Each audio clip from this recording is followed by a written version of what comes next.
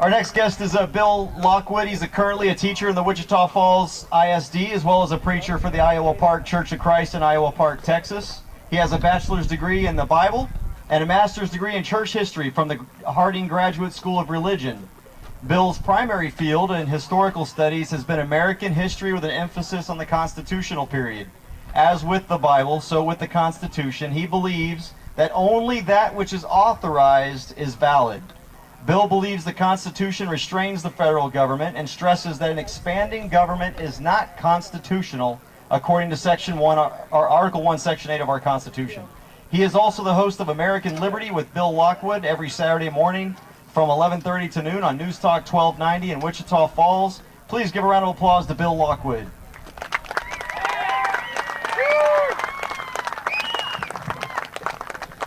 Hey, it's great to have you out here today. Appreciate it so much. I'm going to begin with quoting Davy Crockett. Is he still quotable around here? This is by John Wayne portrayed, however. He says simply this: Republic. I love the word republic and the idea of republic. It means a man can live free. It means a man be able to talk free, to buy and sell, and do as he pleases. The word republic gives me a warm feeling inside because it stands for freedom. Ladies and gentlemen, the issue for which we are standing here today is no less and no more than liberty and freedom that God gave us. That's the reason that we are here. As a matter of fact, I want to give you this simple little formula.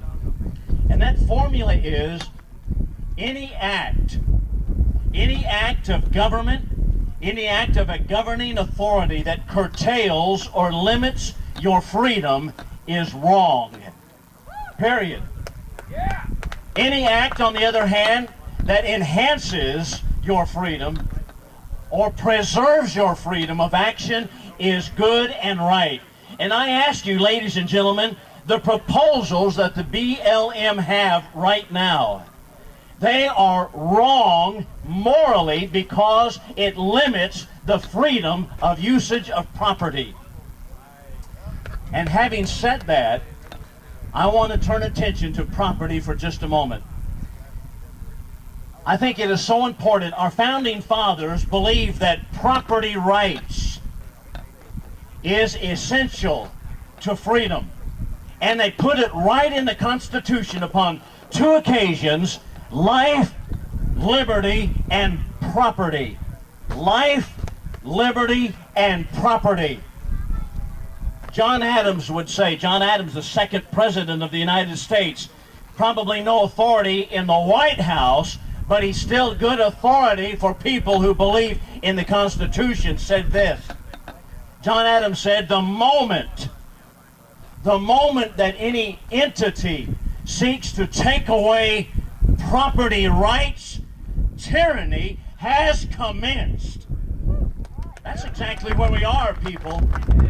That is exactly where we are. It doesn't make any difference if we're talking about King George III or he who pretends to be King Obama. By the way, did you know that he put out of the White House a picture of himself seated on a throne? They may have made it as a joke, I don't know, but that's exactly what he believes. It doesn't make any difference whether we're talking about King George III or King Obama, whatever. It is wrong what they are proposing pertaining to property rights. As a matter of fact, I want you to think about this. Life, liberty, and property. All three of those are intertwined. All three of those work together. All three of those are God-given liberties. Life, liberty, and property. For example, as the Founding Fathers would say it, if you have life, but you don't have liberty, then you don't have that which life is worth living for. And if you have liberty, but you don't have the ability to accumulate property, which is the badge of your liberty, then you don't have liberty. You are a slave on a plantation. That's exactly what they want us to be. I know they think that way in D.C., the Beltway boys, but that is not what we believe in Texas. We are not tenants on a farm that is owned by the federal government. As a matter of fact, thinking about that, the efforts to take away private property and private property rights have been going on a long, long time. I want to note a couple of these entities, both of them unconstitutional, by the way. And number one is the EPA. Listen to this. The EPA has been trying for many, many years to control your property rights. But the Supreme Court of the United States in 2001 slapped the EPA down and said that because you have the right to control the waterways, navigable waters, does not mean you have the right to control all water. That was the Supreme Court. But the EPA, they said, just like all these entities try to do that have tyranny in mind, they come back again, and they have now, in 2009, I believe it was, what was called the Rapanos decision. Once again, the EPA tried to assert authority over all properties because of water. And once again, the Supreme Court said, it shall not pass. That is, your concepts are wrong, and they slapped them in the head again. But we have a man in the White House who has put all of those kinds of tyrannical plans on steroids, and so now they float out a paper in which they have preached what is called the connectivity theory. Have you heard about the connectivity theory? What is the connectivity? Connection, that is, all waters are connected. Water in the river, water in the prairie pothole, that's a direct quote from their paperwork, by the way. Water in the prairie pothole, water in your tank, water in ephemeral streams, all water is connected, period. Therefore, we have jurisdiction over all waters, period, and over all land. That's the EPA. Unconstitutional system, and that's exactly what they're pushing right now. But there's another entity that we want to talk about for just a moment, and that is the Bureau of Land Management. Once again, an unconstitutional entity. By the way, to whom did the founding fathers in our Constitution give authority over property? States or the federal government? States. And yet, the Bureau of Land Management says, no, we have the authority over it. By the way, I've understood. I was told right before I came up here, someone told me that some of the local elected officials didn't want to come out here today because they didn't want to offend the BLM. Let me tell you something, people. They have been sticking their finger in our eye long enough. And the BLM has plans for the property here and your property as well. It's time that they be offended. The BLM. Anybody heard, by the way, of this man Wayne Hayes in Nevada? Wayne Hayes. Before I get to Wayne Hayes, let me mention another man by the name of Robert Eicher. Robert Eicher spoke at a National Wildlife Federation organization, and he's one of the councils, the official councils, paid council for the National Wildlife Federation. He spoke in Eugene, Oregon about 2 years ago.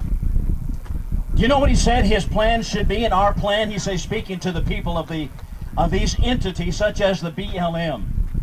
He said that we need to regulate, and we need to push it so hard that these ranchers have to move their cattle from one place to the other place on a constant basis and lose their money and lose their shirts. There is more than one way to confiscate property, said he. That's the plan of the government.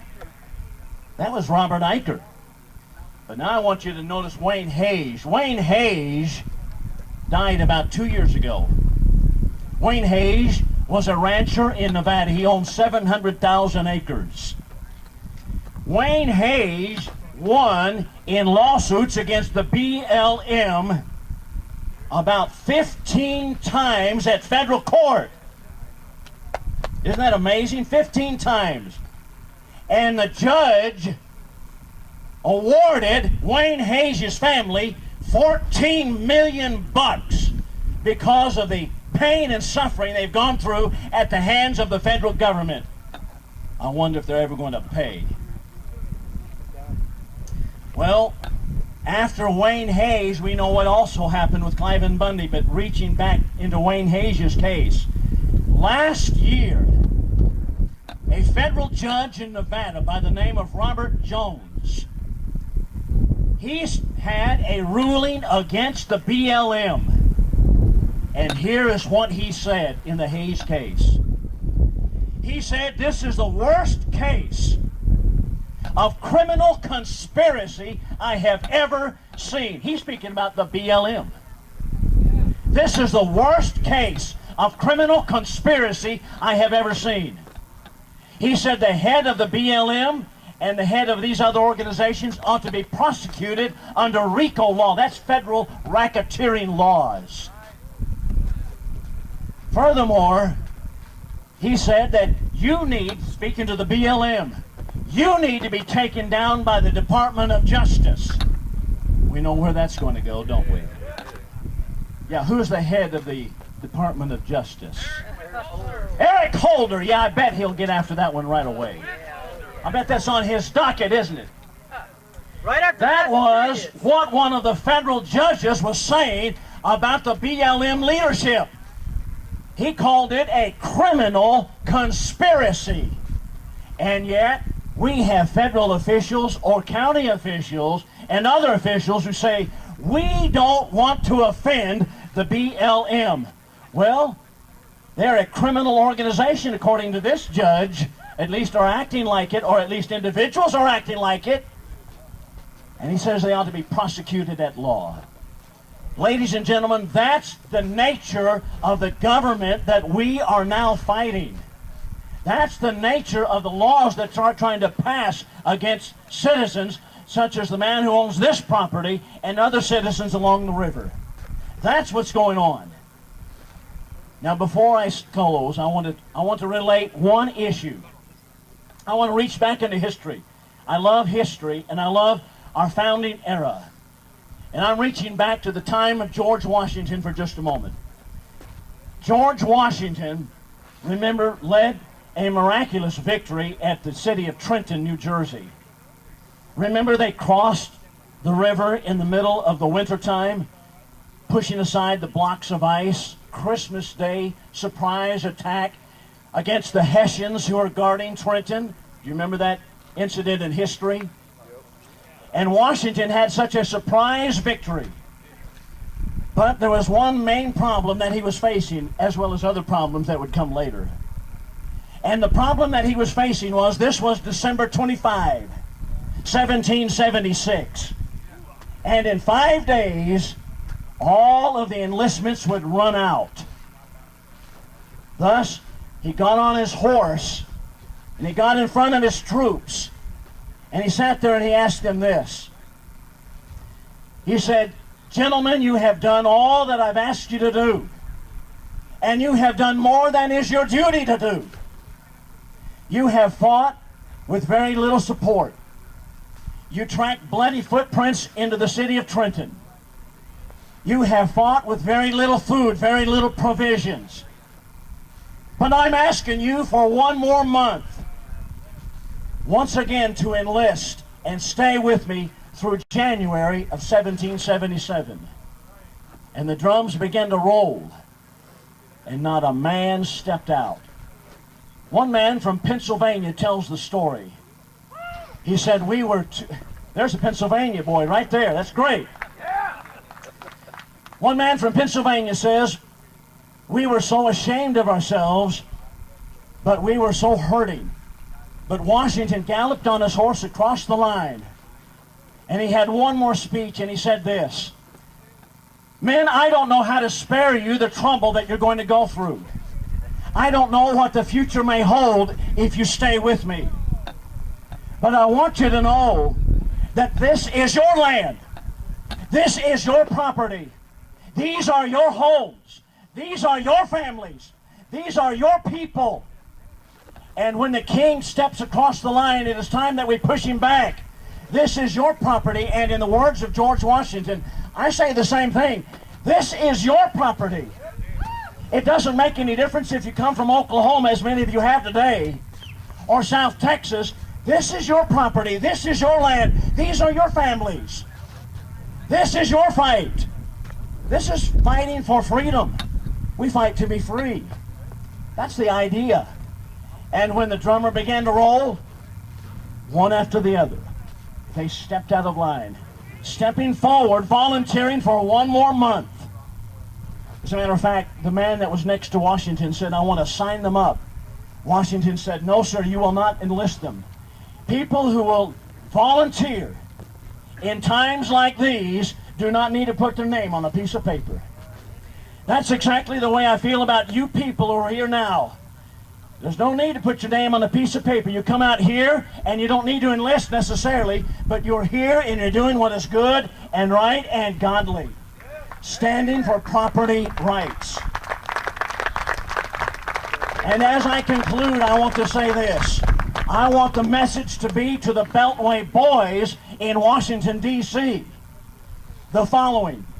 You need to stop worrying about the carbon footprint of different individuals as you jet around the country burning up millions of gallons of fuel. You just stop that nonsense, and what we need to be concerned about is not a carbon footprint, but a federal footprint, and say it shall not pass. Thank you very much.